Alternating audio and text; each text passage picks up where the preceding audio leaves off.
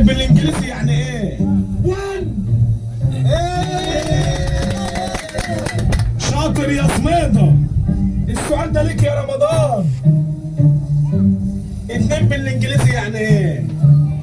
يعني والله يا فندم، يعني جوز والنار. جوز والناط. ده الجوز رجول في كلاويه. ها؟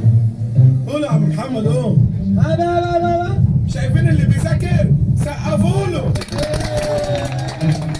واد يا مهنسي 10 بالانجليزي يعني ايه؟ يعني تنزل ولا ايه يا رجاله؟